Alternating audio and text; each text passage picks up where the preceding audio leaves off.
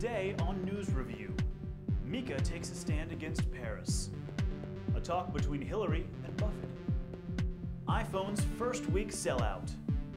And a special report on the controversial Rupert Murdoch. Hi, I'm Josh Cashill, and you're watching News Review on WeShowTv. Tired of talking about Paris Hilton, newsreader Mika Brzezinski refuses to read any more about the celebrity socialites released from jail and becomes a source of sanity for viewers just fed up with a saga about nothing. So anyway, Mika. Well, you'd think we'd be leading with that story. No, I want to lead with the Paris Hilton story. And What's you know happening what? with So Paris? does my producer, Andy Jones, is not listening to me. He's put it as the lead. Do you have a lighter? Give me the Unhand me. Unhand. This is the Paris Hilton story, okay? Wait a second. Hold on a second. I'm going to make a point. Lord. We're not covering this, all right? Yeah, exactly. I'm done with the Paris Hilton story. Just do the news, Mika. Okay, I am. I'm fine. Lord, why are you... Democratic candidate Hillary Clinton sits down with America's most successful investor, Warren Buffett, to talk about the country's economic priorities. Watch some scenes from the event. For me, it is not only that Warren Buffett has been the most extraordinary investor and just an amazing success in every financial endeavor, but that he has always worried about the issues as to how well our country is working for everybody.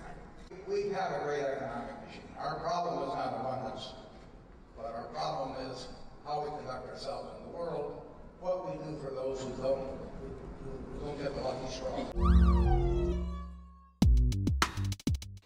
Apple stores in New York City and parts of California found it difficult to keep the new iPhone in stock, despite its activation problems.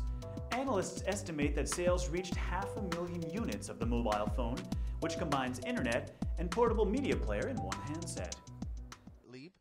Yes, I had major activation problems. It took 41 hours before it would activate. I bought it Friday night at 7:45 and it didn't activate till Sunday at 1 p.m. And he wasn't alone. About 2% of those who stood on line for days for the bragging rights of being the first with the device. And before we say goodbye, a report on controversial global media executive Rupert Murdoch. By Time magazine, whether the Fox News channel expresses his political views, Murdoch replied, quote, yes, no, yes and no. The commentators are not. Bill O'Reilly certainly not. Geraldo Rivera certainly not. But Brit Hume and his team on the nightly news, yes, they play it absolutely straight. Absolutely straight.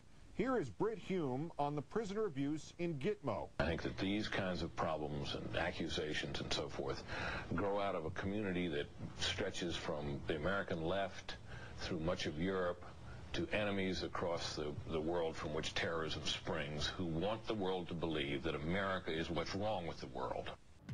Well, that wraps up this news review on WeShowTv. See you next week.